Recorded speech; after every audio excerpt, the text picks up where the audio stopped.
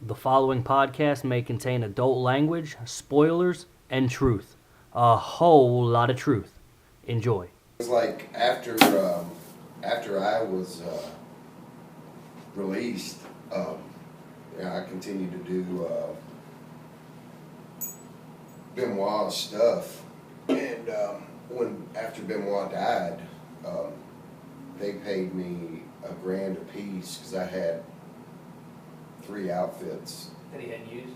that he'd given me back, and I sold one of them on eBay, and they bought the other 2 for $1,000 a piece.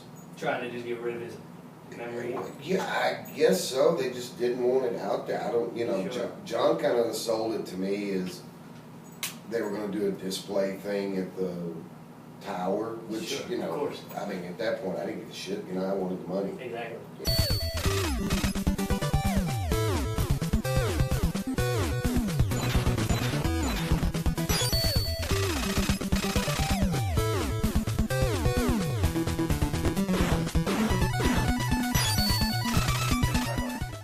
Alright, ladies and gentlemen, my name is Kirby Mack. I'm the best professional wrestler you have never heard of. Professional wrestler extraordinaire and your host of The Safe House. This is episode 10. When? How about now? That's right. That's how. With me is my guest. You didn't know I was a poet. I do a lot of freestyling. Very good. I write for Eminem. Kind of rival Lanny Poffo. Ghost Rider. I write for Eminem. Eminem, who's that? It's a little chocolate candy that melts in Love your mouth. 'em. Melts in your mouth. I love anything that'll melt in my mouth. Not in your hand. I love Ladies and it. gentlemen, my 10th guest with me on The Safe House is Rick Michaels. The chosen one, Rick Michaels. Now, no, it's the original one. Yeah, not Jeff Jarrett, not Drew McIntyre, or whatever his name was. Let me tell you about Drew McIntyre. I watched SmackDown last night for the first time in years, and they're doing that 3-man band. I'm not sure if you're familiar with it. Yeah. And man, how Drew McIntyre's stock has fallen. When will he be future endeavored? He looks like a Bret Michaels reject. I'm kind of a mark for that whole little gimmick. He had already been with Nexus or whatever, but it took me a minute to realize that the redheaded one, Heath Slater. Or yeah. Charlie Dreamer, as we call him in the South. he used to work for Wildside for us for Friday Did he? nights, yeah, and And a lot of guys apparently have passed through Wildside, and we will definitely get to yeah, that chat. there's been a touch of guys, but I vaguely remember he came in with Randall Johnson, and he wanted to work Friday night, so we did something. I don't even remember, but.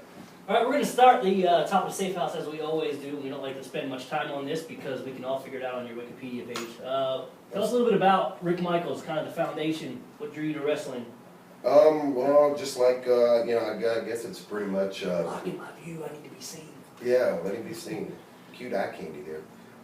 Not you, puppy, him. But anyway, I guess it's pretty cliche. It's just, like most guys. Fan of it growing up. I mean, of course, the main difference with me is a lot of guys, they don't remember exactly what it was that attracted them to wrestling. The first thing they saw with me, I remember it. I actually owned the video, went back a few years later and bought it. But my dad had rented Best of the WWF Volume 1. Okay. And Was that one of those, what was the VHS? Coliseum. Coliseum home video. There Yeah, you in the clamshell, the whole 9 yards. It was on a Friday night. On Fridays, that's when we'd watch, movies and all go. When this we stuff. weren't booked, of course. No, this was in Mine. '85. I should have been booked then We too. were always booked. God, I would have made a lot of money in the '80s. Yeah. Oh yeah, before I finish this, www.facebook.com/WrestleWare. Go there. Yeah, the plugs are normally saved for the end. Yeah. He hasn't watched an episode. He But just I wants to be on will, it. you know what? I will constantly plug that. I do that normally. I'll put it at the bottom. It'll be right down here. Oh, right here. Right here. Which way it's going to go? Okay. www.facebook.com/WrestleWare. Like I used slash. I don't even want to get for that. Anyway, back to the original gimmick. '85. He brought in this video, and I was like, what is this? And he's like, it's wrestling. I'm like, what is that? And Right. I've never heard of it. And he says, well, you used to take your brothers. We would go to Atlanta and see Fred Blassie and, you know, all these guys. I'm like, okay, whatever. He put it in. Instantly, the first thing that I remember that popped in my mind was seeing Hulk Hogan, and this sea of people. Mm-hmm. So I was just like, wow. So this was your very first exposure to wrestling? Very first exposure to wrestling. And it was from kind of that moment where you were just hooked? Absolutely hooked. When I saw, you know, at the time I didn't know what he was doing, but I saw this one guy in the ring, Hulk Hogan, and this sea of people going absolutely nuts for him. The only thing I'd ever seen that would, you know, rival a crowd getting excited in '85 was going to the circus. Yeah. You know, and everybody in the Omni being, you know, but this was one guy in the ring captivating this audience, and it absolutely, I was like instantly hooked. Mm-hmm. And then, so I watched that whole thing. That was you know, I instantly loved it. Wanted to see another one. And he said, well, wrestling, I think, comes on WTBS tomorrow night. Sure. So I turned on it, watched it. First thing I saw was an interview with Jim Cornette. So that was my second exposure to wrestling, was seeing the NWA on Cornette, TBS. that's a good one. Yeah, and on Cornette, who, you know, I'm a huge mark for. But years later, I mean, because I have a huge collection of wrestling videos and DVDs, probably around 2000. And I own every clamshell video they ever did. Okay. Me and my ex-wife, gay people, like we were married. Anyway, we would stop at video stores everywhere we would go, and every town we'd stop at these mom and pop video stores and I'd buy them up. Yeah. So about 4 or 5 years later, I went back to the video store that my dad rented that video and bought it. One thing I do regret, so I actually own it. when you go on the road, you go to these just horrible gas stations or these pilots or these trial centers or whatever, and they always have like these shirts, the discount $3, $5 rack, and this was probably a year ago, and on there it was like a $1.99 t-shirt, and it was Ahmed Johnson from like '93 t-shirt, and my brother's just this huge Ahmed Johnson fan. I just regret never buying it because you'll never find that again. Still for sale in 2011 from 1993, an Ahmed Johnson t-shirt. I see, with me, Original tag. I would have bought it at how much? $1.99? Yeah, I should have. And then it would have been on the gimmick table for $14.99. I should have absolutely bought it, but unfortunately I didn't. Now my thing, because video stores are pretty much, you know, I think there's video warehouses. I don't know what a video is, and for my generation, you might want to explain. Video, VHS, put it in the little VCR. Oh, is that the move where you get on their shoulders and flip them down? That is it. We call that a Hurricane Retro. Oh, I thought that was a VHS. Yeah, that's it. So how do you make the leap from casual fan to the ever so controversial Rick Michaels? I know that's a long story, but let's go from casual fan to whichever your first identity was. Actually, the first involvement into to wrestling was Toccoa National Guard Armory, '89. My dad took me, and we went and watched the first show.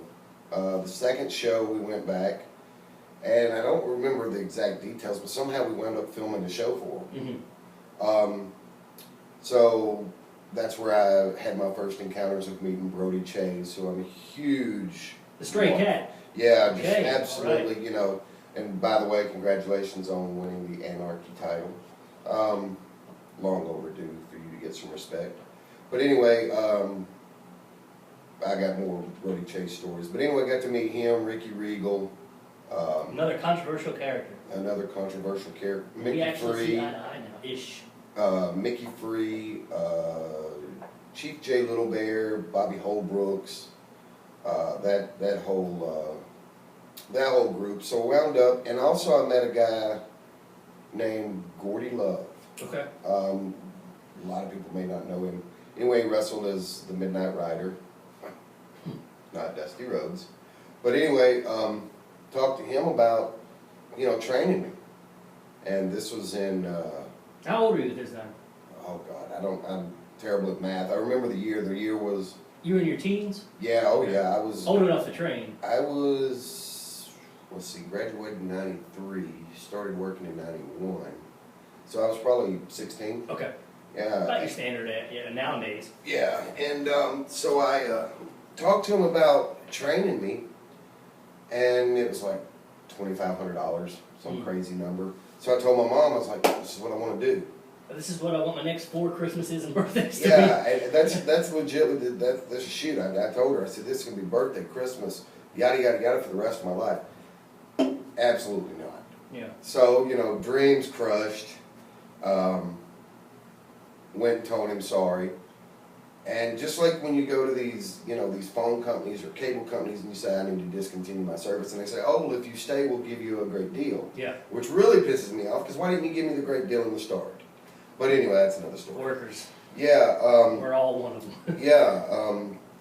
But anyway, he said, look, I know you're passionate about this and all of this. He goes, if you video my matches, give them to me, don't charge me, I will train you. I was like, For free. For free. You can't beat that. Yeah, so we went from, 2,000, 2,500 to nothing. It was great. It's a win-win situation for me. So he trained me, we were in his backyard. How easy was it for you to catch on to wrestling? Horrible. Yeah? I did in junior high school, because Mike Rotundo, Barry Windham, all these guys, Steve Williams, talked about their amateur backgrounds. Yeah. So I was like, oh great, I can, if I do this amateur background, I'm going to be a big, huge superstar. Exactly, yeah. Just like these guys. It's fucking Just like horrible. Oops, I said F. No, you can do whatever. Okay, it was fucking horrible. It was boring. There was no showmanship. And it was too close to touching men, right? Well, no, that part didn't bother me. But, because there was definitely some hotties. Anyway, but no, it was boring, I wanted to, Pop the crowd. do this yeah. and, all that crazy shit. And, but I did it for 5 years. Okay. It absolutely did no good helping me in wrestling, because to this day, I don't think I've used one, except in a match with Jimmy Valiant where he wanted to get down and do this crazy amateur wrestling. I actually started using the banana split. I'll roll it over into a submission. Those things are fucking wonderful. I roll them over to a submission. Oh, you're talking about a move? Yeah. Oh, You know the banana split. Yeah. Fucking get one from there. Where the man's on all fours. Wait, let's not go down this road. But anyway, I roll it over into a submission and then break it back to a single leg Boston crab. But now I do nothing but shoot on people on the internet. You know what? I don't understand this Boston crab, because when I went to Boston, It was seafood. yeah, I didn't see anything huge about a crab. They've got crabs there. They just, it was just. A lot of rats have crabs. Well, I really wonder Rab crab. where would Boston crab come from, like the name? You think that is From New associated York. with? How would you like to be the guy that invented baseball caps? Everywhere I go, we're wearing one, and I'm wearing one. Well, I wear one because I'm bald. Dean. But I'm anyway. not, so I should let it flow. Oh yeah, but trust me, you keep wearing that Brother. thing. Hair plugs. This dude is not going bald. A total tangent. Here's my big I'm question. John Stamos of this generation. Hogan is I don't know if he still is, but Not was anymore. a gazillionaire. He absolutely was. Now he's making sex tapes. Which I Rick guarantee. Michaels and sex He tapes was and involved Hogan in and that. sex tapes. But anyway, that's anyway. Why did he not get a hair gimmick? You think it's because? Because you can tell the long part's fake. Yeah. That's, You think? That's oh fake? yeah, that's extensions from hell. You think it was just because it was part of his character? He always wore the headband, so maybe he thought, what the hell, it's not worth it. Maybe he was proud of it. I don't know, but I really. He was like the George Costanza of wrestling. Who? From Seinfeld. Does that got anything to do with wrestling? Oh, no. I don't watch I don't it. even think it mentions Except for wrestling at all. Duck Dynasty. What a Yo, isn't that the great greatest dude? show. Uncle Size. Happy. But anyway. And everybody's happy when we get back to wrestling, so let's do it. Yeah, let's do it. Sorry, I get on, Kevin Blue says I have ADDD or some shit, because I'll get off on a tangent. But anyway. So we're into wrestling now, we're training in a guy's backyard. We're training in a backyard, on the floor, or on the ground. It's great. So there's no ring? Oh, your no. exposure, your training is not in a ring. No, You're bumping on grass. Yeah, I'm bumping on grass. Brother. And that, that a lot of people to this day talk about the hard bumps that I take. Sure. And I guess it was, from that, now I'm synonymous with, introducing myself with, hey, Rick Michaels, I don't take bumps. So, sure. I try to tell a different story now. But, well, I guess back then, though, and when you're training, most of the times the trainer's like, when you bump, I want to hear it. If you're bumping on grass, you got to bump hard to hear it. And I actually... you just want to shake my hand there. I wanted to touch you. What was I going to say? Oh, drop kicks. I learned to drop kick. I drop kick an oak tree. That's awesome. That is how I learned to drop kick. Like when I first trained, I paid Jay Eagle $20. And I know I don't curse. It's the first time. I was a stunt double for anybody that came in and that wanted to practice a new move. That's all I did for like months until I met Matt and Jeff, and it's like. That's like some Karate Kid stuff right there, man. I'd love to be wax on, wax off in the oak tree and stuff. Yeah, it was so much more respect for the business then. I really do, and a lot of guys when I would train them, guys had issues with punches, and to me that's if you can't punch, throw a forearm. Punches can't throw a forearm, you have no arm. Punches seem to be one of the hardest things for people to learn. Absolutely. What I learned on and taught my guys and people, tell me I have a nice punch, which is fine. A gallon jug full of water. Sure. Sitting on a pole. Okay. If I hit it and it fell off, then I hit it too hard. That's good. What I like to do was just get right there where I barely touched it and it never fell. And just kept working on it. I do some training now, and I've had so many different regiments on trying to teach guys how to punch. It always took me a really long time to learn how to punch. And it wasn't until C.W. Anderson, who I think throws the best left hand in the business, taught me, just like throwing a softball, the way he punches. But yeah, punches is absolutely hard to do. And you always hear that, well, go punch a wall, and if your knuckles start bleeding, you're hitting it too hard. Punky or Ricky Morton always, one of his favorite sayings of the million that he has. He goes, "Pay me, brother." Well, yeah, that's the first one. Afterwards, matter of fact, this past weekend, I heard him say it. He'll tell a guy, brother, after the match, he'll be like, brother, next time, just haul off, just punch the shit out of me, because your work punches are killing me. So, but anyway, so that was pretty much the training. I think I trained for like maybe 2 weeks. So what's your No. So what's your first character though? What do you get? Actually, the first character I did. Is Rick Michaels the shoe name? Yeah. It is. Yeah. Okay. You don't have to tell it if you don't want to. Yeah, that's the shoe name. Because I always thought Rick Michaels. I was like, he's such a Shawn Michaels mark, but who is? That's actually which I'll tell you where the name actually came from. So it's a work name. Oh yeah, but you're trying to work me. But it's actually a shoot name because. But it's not your shoe name. Every boyfriend I've had for the past freaking 6-7 years. Calls you Rick Michaels. Yeah, everybody calls me. It's funny. Nigel's the only one. Barron's every once in a while will call me Ricky Ray. Nigel's the only one who calls me by the shoot name. Yeah. But most people just say, "Hey, what's up, queer?" It's so funny. I had this conversation. One of my best friends is Ricky Landell, trained by Carino.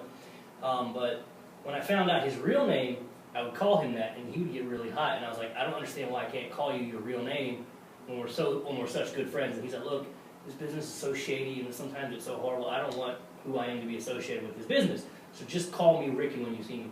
He's been out of the business almost going 4 years now. He's still in my phone as Ricky Landell. When he calls me, I'm like, what's up, Ricky? I can't bring myself to say his real name now that I can. It's the strangest thing. Loving my Rivera jacket there. Yeah, I don't know. I mean, it's just so many years, 21 years of having the name. Yeah, it's absolutely. Just it's just what everybody calls me. But the actual Bad Street, I think it was, the first 2 matches I had, I wrestled under a mask that my mom made. And really? Yeah, your mom's Matt Hardy of the family. Yeah, and the thing was, I still had the thing, and it's falling apart and all that, but it wasn't even made out of spandex. but it was white and had some black stars all over it. Went by It was a Bad Street or Back something. plastic bag with no holes. She was trying to tell you something. Yeah, well, when I was a kid and I would make them, I would take pantyhose, and I always wearing women clothing. Anyway, and draw, the design on there and cut the holes out. Sure. And that was my. Maybe rob a bank on the way to the show. Yeah, that would be. God, that would be nice. So you were Bad Street in your first couple of matches. Yeah. Just Bad Street, no name associated. No, nothing. Just Bad Street. That's awesome. Yeah, it was pretty weird. And then by the third match, I wanted to go by Bret Michaels. Okay. Because I was taking my two favorite wrestlers, Bret Hart and Shawn Michaels, putting them together. Or you were just taking a scumbag musician. Yeah, well, you know what? That's why I never used it. Bret Hart and Michaels. That's why I never used it. And I was on the way to a show in Porterdale, Georgia, and I had to go through Gainesville, down 365, listening to the radio. This DJ came on, and his name was Rick Michaels. And I was like, Rick Michaels. Got to the show, was like, what's your name, kid? Rick Michaels. Yeah. And stuck, and been that ever since. And the funny thing is about a year and a half later, they were doing a live remote from the mall in Gainesville, and I stopped by and gave the guy an autographed picture, to Rick from Rick Michaels. Yeah, that's funny. Gave that to him. And then years and years and years later, he got out of the radio business, and he was delivering medical supplies, oxygen and stuff. He actually came to my mom's house to drop off some oxygen, and I think she had a wrestling picture or something in there, or somehow they struck up a conversation about wrestling. You know how moms are. And bam, it just so happens that was the guy that was Rick Michaels, which wasn't even his shoot name. Oh yeah. That was his DJ Oh, we're name. all a worker at heart. Were you always Rick Michaels through your career, even when you were Twisted Sister? That I changed. I think I just called myself Twisted Sister, and then I changed it to White Passion because we had Dion was Black Passion. Yeah. I was White Passion, and for like maybe one or two shows, Shane Austin was with us, and I don't remember what his gimmick was, but we called our group name Twisted Sisters. Right. And it's really ironic how art imitates life, or life, however that saying goes. Because I was doing the gay gimmick. Yeah. So Dion. It's the furthest thing from you. Yeah, and of course, the thing was. Keep going. We're losing some natural sunlight. I want to make sure you're not going dark. I want to make sure you're not going dank. I don't want to go dank, Dion. The thing was. But Go back and lay on the Riviera. Hey, lay on my Riviera jacket there, kiddo dog. Now we're good. All right, cool. So See, I beat him. You can tell. we do a dip change here.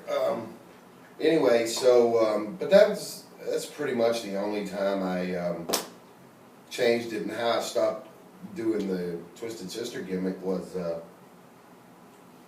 you can't do that. Get off my phone, kid. They dip in a bag now? Oh yeah, man. Who wants to put worm dirt in their face? That's crazy.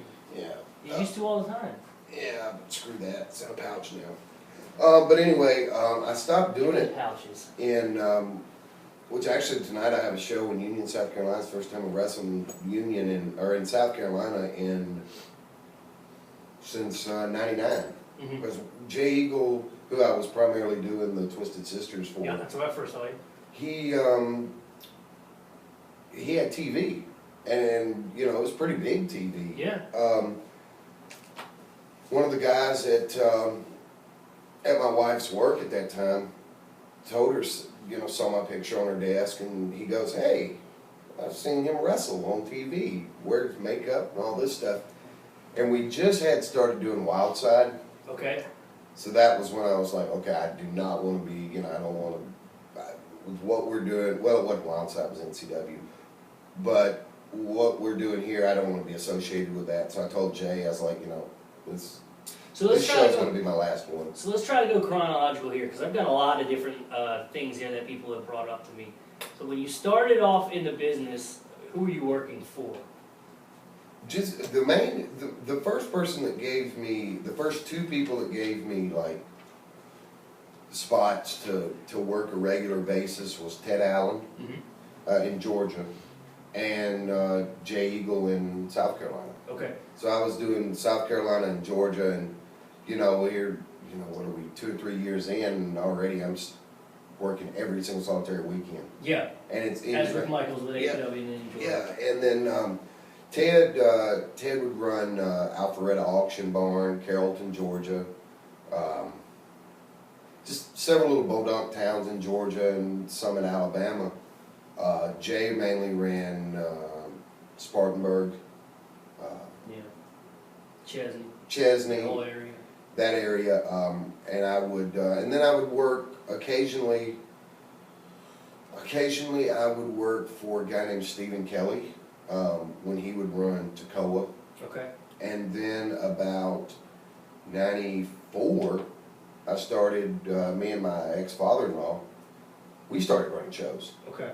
So here I am 3 years in the business and already started trying to run shows. Is your next big leap from APW, and then you're kind of taking like the next step up, working shows and getting more recognition? Is that when we go to what's now known as Anarchy? Is that Wildside? No, that was, and that all came about in 96, 97, that era.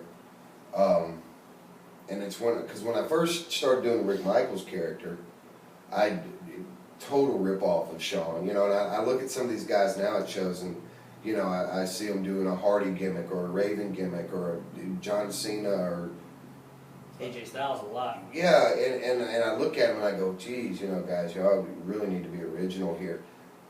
I had the chaps, the vest, the earrings, the motorcycle boots. Yeah. The bad part about it is WWF at the time put out if you ordered something, you got a free cassette. They had Yokozuna, Shawn Michaels, Undertaker, and Doink the Clown, I think, or something, on the tape. Mm-hmm. I took the tape, I ordered something just so I could get the tape, Yeah. and I used Shawn's music. Oh yeah? Yeah, I mean, it was total mark out to Shawn. And to the point where Bull Buchanan had taken me to a Smoky Mountain show at one time, and I had Shawn sign me a picture that said, "To my cousin Rick." That's funny. Best wishes, HBK, Yeah. Shawn Michaels, Well, it's funny that he would do that. He didn't strike me as the guy, especially. I don't know the guy personally. I've only met him very briefly, acquaintances. But from what I hear back then, he doesn't strike me as the guy who would have went along with something like that. So. Well, when I asked him to do it, I said, hey, because a bunch of the boys were getting pictures, and I thought, well, fuck, I'll get one too, Why not? And, but that was the only reason that I went with him was because I wanted to meet Shawn, he's just awesome. And he worked Buddy Landell that night. But I said, hey, sir, do you mind if I get one of those? And he's like, nah, sure, you want me to make it out to? And I was like, can you make it out to my cousin Rick? And he said, your cousin Rick? And I said, no, your cousin Rick. Right, me. yeah. And then I explained the whole gimmick, and, I was like, oh, God, he's gonna... Sure, yeah. And, but no, what he told me was, he's like, that's okay. He goes, because I got in the business and made a name for myself by copying a gimmick. Right. Talking about the Rock and Roll Express. Sure, yeah. So he was real cool about it, and he years later when I finally went to work for WWE Sewing, I actually took the picture with me Yeah. to one of the shows, and yeah, it was not good. I mean, everybody was making fun of me there. Is there? I was told to ask you about ACW. Is there anything we need to touch on there? Oh, ACW. That was my first real, other than Jay, that was my first real big push in a promotion. Jay Eagle got me hooked up with him, and the first night I was there, I did the Shawn Michaels thing, and jobbed to Jay Eagle. I mean, complete and total squash. got killed by him. I don't remember. I think Thomas was there then. But I remember, you know, a while later, a little time later, really having a good connection with Thomas and Mitch Gow and those guys. Yeah, there was also one name on here, Mitch Gow. Yeah, and I guess it was my first time of learning how to not be political, but I guess that is the word. Play the political game, and yeah. you know, do whatever the promoter asks you to do, and you know, just showed up, did your job, and you know, tried to give them input when they asked and stuff. You know, stuff I'd learned from, you know, Matt and I would have these conversations about it. But anyway, I started out jobbing, and then wound up a few years later. They put the heavyweight title on me. Oh. So that was, you know, to me as, you know, a kid that's still relatively green in the business. You know, I was like, wow, these guys, you know, this is great, you know. Right. I mean, and it was a real belt. It wasn't a homemade toy belt. Right. It was a Reggie Park made belt. But I beat Chaz Rocco for that. And then Yo, do you remember, I mean, and everything about this guy was a legit rip-off of The Rock, even down to his 8x10s that he would sell. Chaz Rocco just reminded me of, man, what was his name? He worked for Eagle. He did the People's Eyebrow. Wore the sunglasses, like legit everything, and I talked about him on another episode. I just cannot remember his name. Ricky Norton? I slightly remember this guy, but I remember. Oh man, he was The Rock's little brother when he would come out. I mean, I was so caught up in copying Sean. Sure. You know, that if anybody else copied, I was like, hey, you know. Yeah, she had nothing to say about it. Yeah, I was like, hey, we can have a rival and do our own WrestleMania. So let's. But anyway, going back, when we started NCW. Ricky Noble. Why is that name? He was, at one point, he was APW's guy. He was Eagles' moneymaker. This is when I started breaking in, so this would have been 2001. God. You know what? I remember him, but I don't remember. Probably for the better. 21 years, you forget a lot. It's a long time. But anyway, I remember that right before we started doing NCW, which later became Wildside, which later became Anarchy. I remember my buddy Steve, Chance Williams, who worked for, you know, who was co-owner in it with me. He was like, you need to stop, we need to cut out the Sean gimmick, you know, just be... This is at NCW right now. Yeah, Okay. he's like, you know, well, he had started doing a TV tape and booking a TV show in Asheville, North Carolina, and I can't remember the guy's name, Bill Hagan, I think his name was. Sounds familiar. But anyway, he was like, you know, I want you to do the TVs, but I want you to, you know, we can't do the Sean thing. Let's start. So that's when I kept the name, but just completely dropped the whole doing the Sean thing. Got your own character. Yeah, and just, you know, became Rick Michaels, which was just, to me, was just another, you know. You don't think there's anything to him? Yeah, there was really nothing to him, and I think that's why I like doing the Twisted Sister gimmick so much, because it was a character. Character, absolutely. You know, which is why now you know, we do I do the exotic ones, because it's a character and it's different, you know, because guys in tights and boots, I mean, that's just, yeah. you know, I mean, it was 2012, you still gotta have a character. I'll take a character any day over just a guy who can work really good. You know. So you're at NCW, which eventually becomes Wildside. Where does the nickname Chosen One come in? Is that there around this point? Yeah, actually it was... Let's talk about that. Actually it was, we were still NCW. We were, I had watched Music City Wrestling, which Burt Prentice owned, and Bill Barron syndicated it. And Bill, it came on, you know, local TV where I live, and they had an advertisement for Loganville. Okay. Loganville, Georgia, and it was NWA Georgia, and I thought, oh God, it's the NWA. Right. You know, I want to work for them. So I called, either called or emailed Bill and said, you know, hey, my name's Rick Michaels, you know, I'm working for this company that I own, NCW. I'd like to because he was running on Thursday nights. I was like, I'd like to come down and work for you. And he's like, okay, you know, come on down. And so went did that, and a couple of shows I was like, I need a gimmick name. You know, I need something to go with.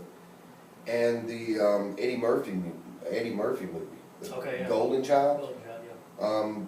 There was a part in there where Eddie Murphy tells the kid, he goes, "You are the chosen one."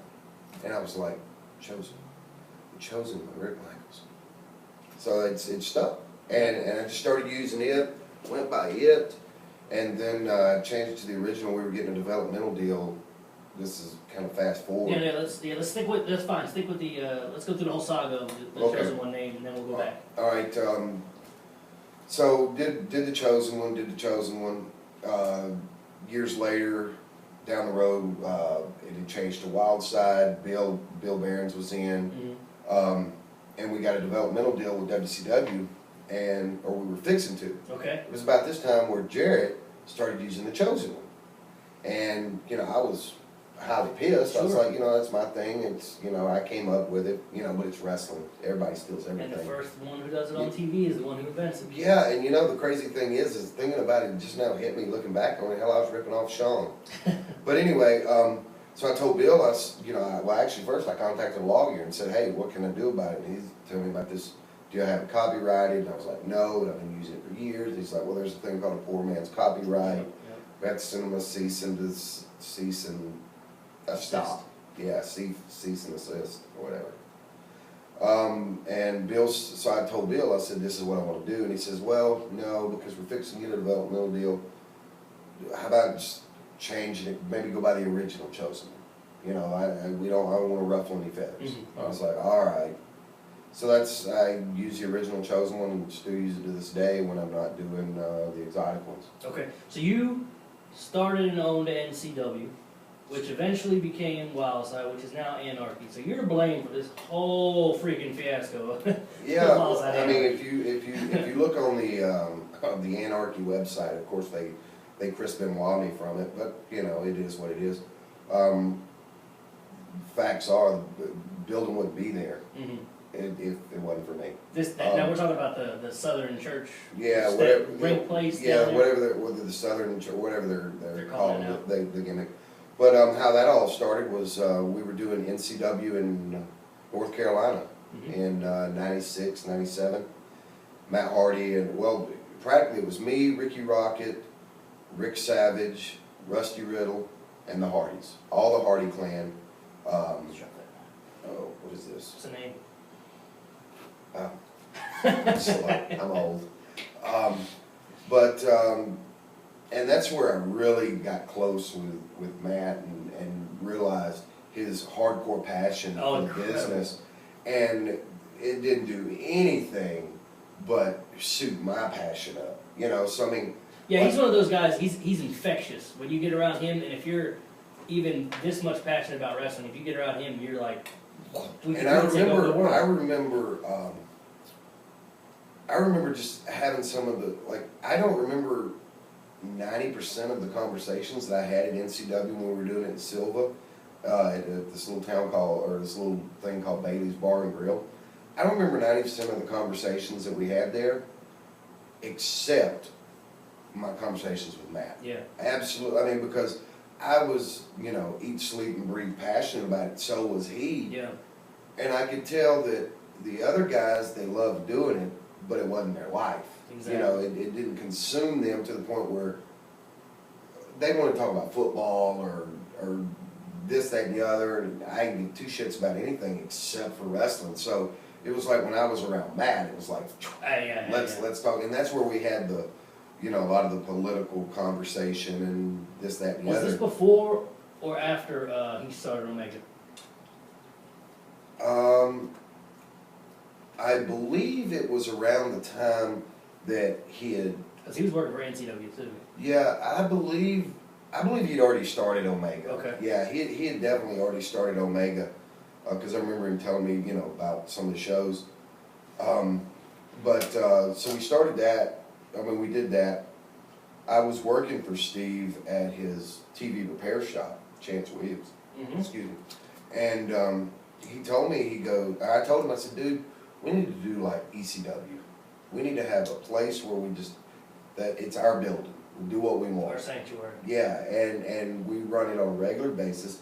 And he was like, okay, get the paper and find a building. Yeah. So I picked up the local newspaper, read one of the gimmicks where they Real estate ads. yeah, that gimmick, and looked at it. There was a building. Have you ever been to the Wildside Arena? Yeah, if it's the same one, I've worked there. Yeah, all right. Well, you know, that's right. You have. You know there's the white building, which is where we have the shows. There's a brick building right in front of it. Yeah. The brick building is what was in the ad, and he was wanting to lease space for a flea market. So I assumed flea market because I'd worked for Jay at flea market shows. Sure, yeah. and a guy named Scrappy up in North Carolina. So I was like, that's great, and it's here in Cornelia. So I called the guy and told him what he wanted, and he goes, I don't know if that's going to be what you want. He goes, but I've got another building you can look at. It's right behind it. And I said, okay. So I went and met the guy, looked at the building, and thought, well, that's big enough.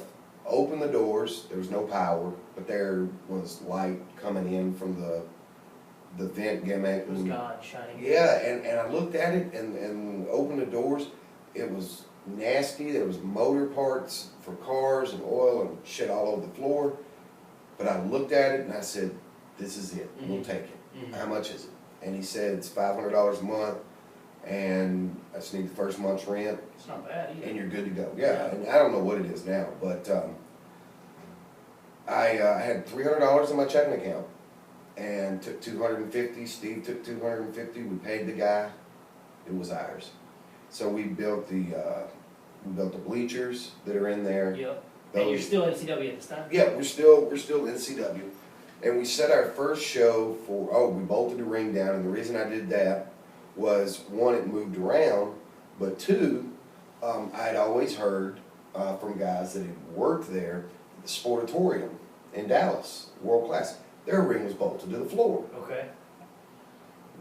Why not? Drill the holes, and bam, here's a 100-year-old building that we're just renting, drill the holes. So anyway, we got everything set up. First show was November the 5th, 1998. Okay. The main event was Venom versus I don't remember who he worked. Mm-hmm. Was it? Venom versus Will-O-the-Wisp. There you go. That was our first main event in the building, NCW. We had JC Daz and Scotty Wren. Tick tick. Yeah, who's, I love him to death. They were the Boogaloo crew. Yeah. Deion Johnson was there. He was our TV champion. Champagne. Great guy. Awesome. Shannon. I think Shannon was on the first show. My wife and her friend, and she worked for Jay Eagle a lot. And I can't.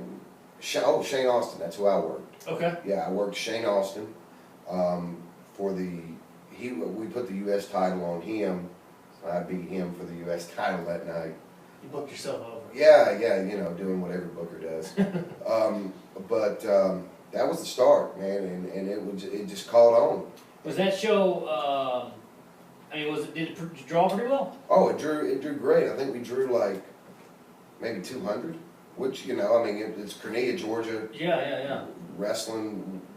Years earlier, we ran a town in Clarksville, Georgia, which is like 10, 15 minutes from Cornelia. We ran it under Tri-State Championship Wrestling. Okay. Ran it with, it was me and the guy that trained me. And that's actually how I met Steve Martin, Chance Williams, whatever. Mm-hmm. So kind of going back there. But, so anyway, NCW actually started from Tri-State. Tri-State Championship Wrestling. Okay. Then we went to NCW. Then we get to the bill, then going to these Loganville shows and all this, I noticed that, Bill was this big, huge television syndicator. Bill Barron's. Yeah. Okay, so And this is we how had- we're making the transition now. Yeah, to we Wildside. had local TV. That was our big thing. We wanted, local TV and stuff like that. So I told Steve, I said, I got another idea. I was like, why don't we see if Bill is interested? Because I'm working for him in Loganville. Why don't see if he's interested in maybe syndicating our show? Sure. He's like, all right, talk to him. Talked to him about it. He said, yeah, bring me a tape. I said, well, we'll bring you one next week. Okay. He goes, all right, fine. So Steve Martin actually went to the show with me. We went, took a big, huge TV VCR combo, and Bill couldn't see us because he was busy cleaning the concession stand. Ah, And, but I was that like, insult the industry. yeah, I was like, he's a busy man. It's like, screw this. The guys would rather clean the damn concession stand and talk to us. Fuck it, we don't need him. And da-da-da-da. I'm like, dude, this could be big TV.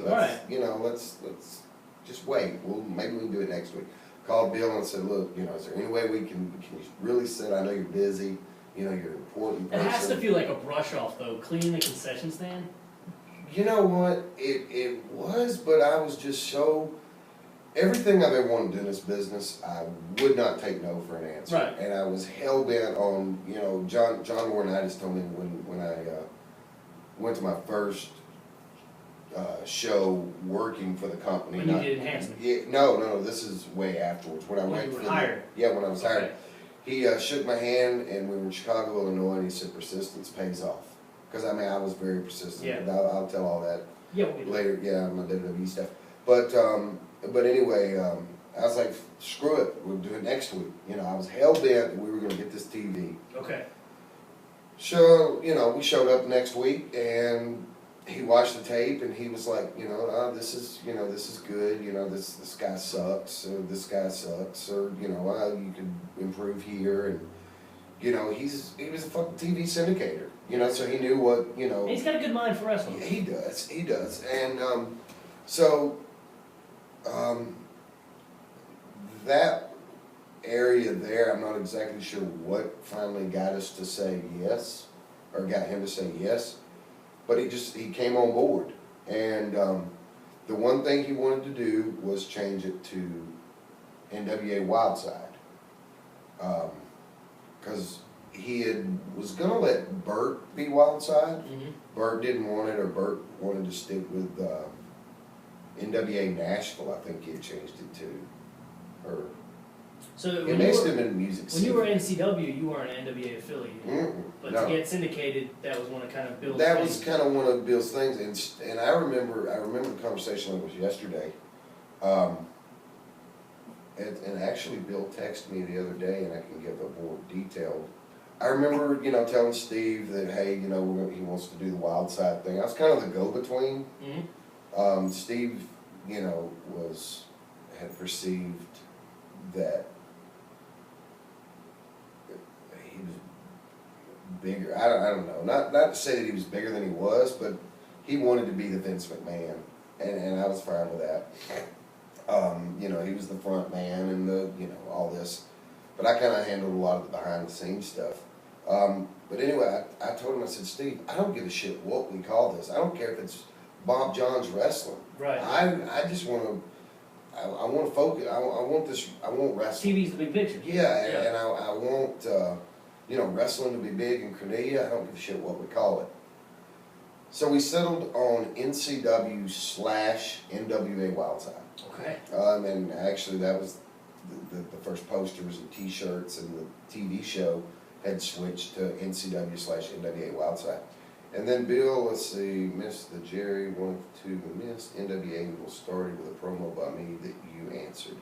Okay, Bill did an interview about, the NWA, the oldest and largest sanctioning body, and he was a heel, and I was the local hometown guy, NCW, blah, blah, blah, blah, blah. I used, he checks. Oh, I don't know what he's talking about here, but I remember that, 2 to Steve bounced checks. Maybe he used that in the angle and had to make good and vanishing advertiser reality as the starting point. Okay, Steve had bounced some checks to Channel 4. Okay. And I think Bill made good on them, but we used that in the reality of it, and may have been when you first called me a damn Yankee, which I, quite honestly, I referred to Bill as a damn Yankee a lot. And the funny thing is he's from Florida. But anyway, so we switched it to completely to NWA, dropped the NCW thing in an angle, and it just became a cult following. Really kind of took off. I remember. It really did, and like Bill has got great connections. Yeah. Yeah, he's always great, and you know my connection to finally getting WCW, WWE spots, 100% solely I give him credit, because without the connection, but because you know as well as I do, this business is not what you know. Oh yeah. It's who you know. Oh yeah. Because they can take a guy that has no inkling of, I mean, they still do to this day, has no idea how to fucking work. They're going to train him. And even when you go to work there, and I saw this numerous times with a lot of guys that came in, no matter how you work, they're going to train you to work the way they want you to work. Every TNA spot me and TJ got is all credit to Bill.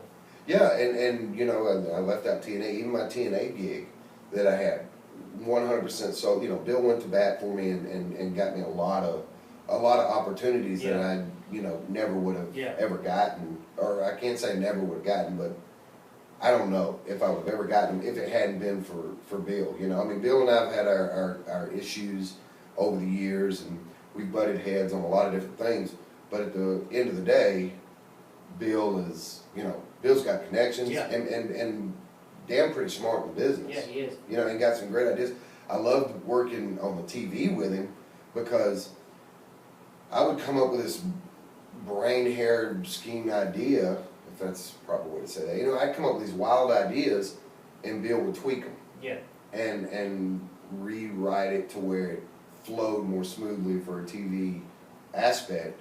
And that part we got along great with, you know. So Wildside takes off, and I remember when it finally got on my radar, I was like, man, that's the place to be. When me and Tia finally got there, man, I was like, it was ecstatic working there, because it was almost at the point where it felt like, yeah, we're on the scene now, you know. A lot of guys have come from Wildside. A lot of guys kind of started Wildside or passed through Wildside. I mean, from guys like David Young and Onyx to this little, really unknown, relatively guy that no one really knows about, AJ Styles. Who? Exactly. Why don't you tell me a little bit about him? I don't know. I don't know. I hear you know Shane. I hear you know his trainer, Shane Austin. Yeah, Shane. I remember Shane brought AJ into the business and trained him and taught him everything. Because I think it was Shane, because I had no idea who trained AJ. Styles. No, but, yeah, and I don't even know where in the hell his name came from either. I don't know how he got the name Styles. That Styles Clash. You know, maybe he'll write about it in his book. So on the real front, Alan Jones, as we like to call him, only because we like to act like we know things. He had a pretty poor coming up, from what I believe. Yeah, the shoot story behind Alan, and to be honest with you, I did so much advertising of shows. I believe, I mean not shows, but training. You know, running the lads in the paper and stuff like that. I believe it was either the Cole Twins or not Firebreaker Chip, but what was his partner's name in WCW? I only watched WWE with that guy. Okay. When the feud came around. So in WCW, Chip the Firebreaker, or Firebreaker Chip, had a partner. They were the Patriots. Bill Wilkes. No, what was his name? Anyway, that may have been. But anyway, somehow we're doing training.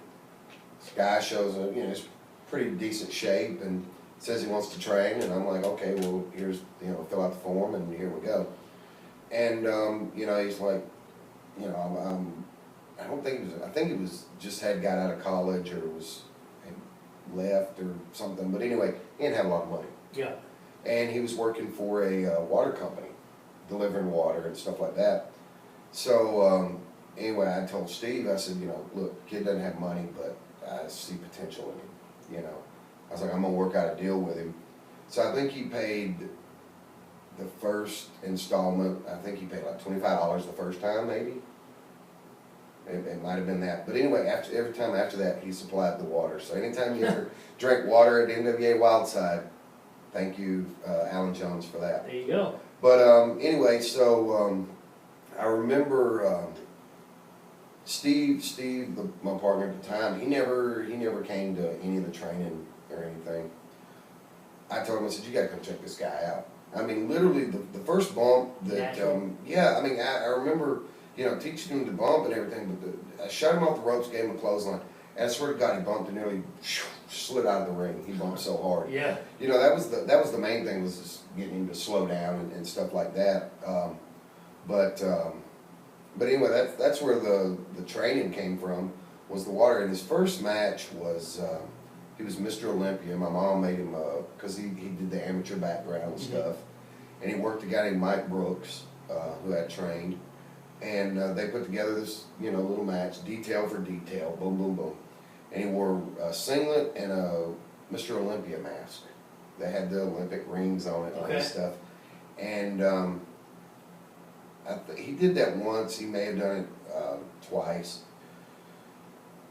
But I think Bill was already in the picture at this point, and we stuck him with a guy who, if he's watching this, he's going to probably write some horrible thing because I can't remember his name. But we called him Terminal Velocity. Now, where in the freak that name came from? I think I know what you're talking about. Didn't they get to WCW? No. That was years later. Oh, that was with the Air Pairs. They were Air Raid. Air Raid. Okay, I don't know then. Terminal Velocity. Yeah, they were Terminal Velocity, and this guy did kind of a hardcore gimmick. God, I wish I remember his name. But anyway, they wore flannel shirts and cut off shorts. They dressed alike, and I don't remember who came up with the name Terminal Velocity. That doesn't, it might have been Bill, but I remember Steve hating it because it was difficult for him to say. Right. Or maybe Steve came up with it and Bill hated the name, or vice versa. Anyway, somebody came up with it and somebody hated it. Sure. But I told Alan, I said, you know, you're going to come out of the hood and we're going to put you in this tag team, Terminal Velocity. You know, we need to think of a name. So he came to the show. It was either the show or training. And I told him, I said, I don't know what we can do for a first name. I said, but, you know, Damien something or another. Damien. This is his partner? Yeah. But anyway, I said, he's more hardcore-ish. I want you to be more flashier with style. And I was like, what about Styles? Is your last name?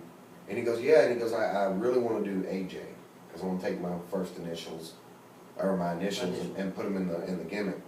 And I said, that works, AJ Styles. AJ Styles. And that's where... The rest is literally history. The rest is literally history. And then I took him, after I'd worked for Bill a couple of times in Loganville, I took him and I told Bill, I said, you know, I've got some students, you know, that would love to come work for you, and, you know, they can get some more ring time besides just being in front of this crowd. He's like, yeah, that's fine, bring them on. And AJ, I took AJ, and he was wearing literally the Hardy Boy look. He had the Hardy Boy pants and the shirts. That's funny. Yeah, I mean, the Hot Topic tight shirts. Yeah, and you know, I'm sure, I think on his demo? Facebook, or maybe on the old Wildside which website, I actually have have pictures.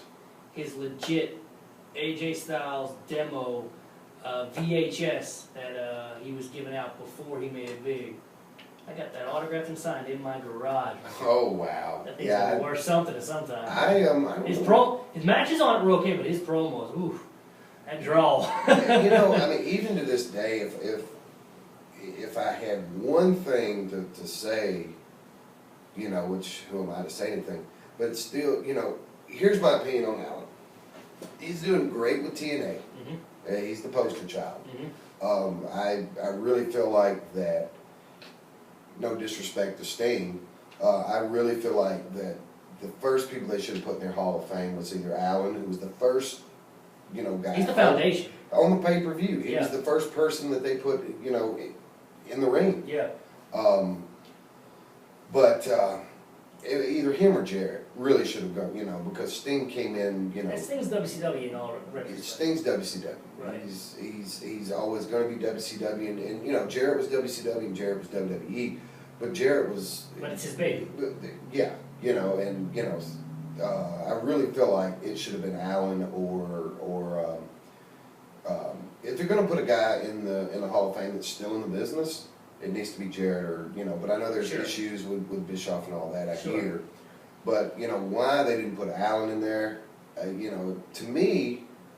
On the outside looking in, it's almost like a slap in the face because it's like they're saying, is that the timer already? Yeah, keep going. Okay, it's like they're saying, you're great, we love you, just not just yet. You're not just big enough to be in a Hall of Fame, which I think is a total insult.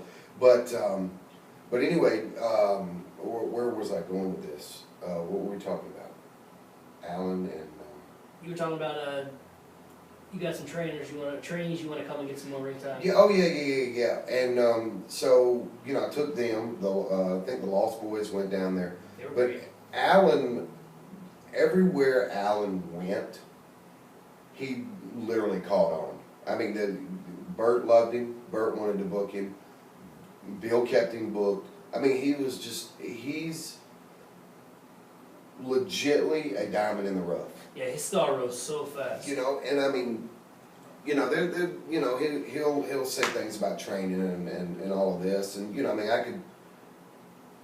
I probably could have been a little bit more hands on, but a lot of your training, even with me, it's going out and getting in the ring and learning from other guys. The job training, and so I mean, but as far as the issues of, I had a guy one time, Jacob Ashworth. I remember the first time I met him was a few years ago in Bowman, Georgia, which is right near Royston, and he came up and he said, he goes, "Hey, I'm such and such. I'm Jacob." And I said, "Hey, I'm Rick Michaels." And he goes, "You're the guy that trained AJ Styles." And I looked at him and I said, "Not if you ask him." Yeah. Which I mean, it's fine. I don't need the credit. But I think that Allen is this is where I was going. So this is where let me say this because I'll lose track. Allen's doing great in TNA. He's the poster child and he's done wonders for that company. I think one good run in WWE would make him a household megastar. Because look what he did with Bryan Daniels or Daniel Bryan or whatever. I mean, CM Punk had charisma, but being able to work with WWE took it to a whole nother level. Right. Steve Austin going to work for WWE took a whole nother level. Which it came out in ECW, but really the whole Stone Cold persona, bam. And I really feel like if Allen had one big run into WWE, he would take a guy like Daniel Bryan, who is is an exceptional worker, but on the indies, that's all he was. Yeah. There was no character. Yeah, there was no character behind it. Now he's no, yes, and a lot of Sal Renaro, who's I'm good friends with, who's just awesome. He works for TNA now, doing their merchandising.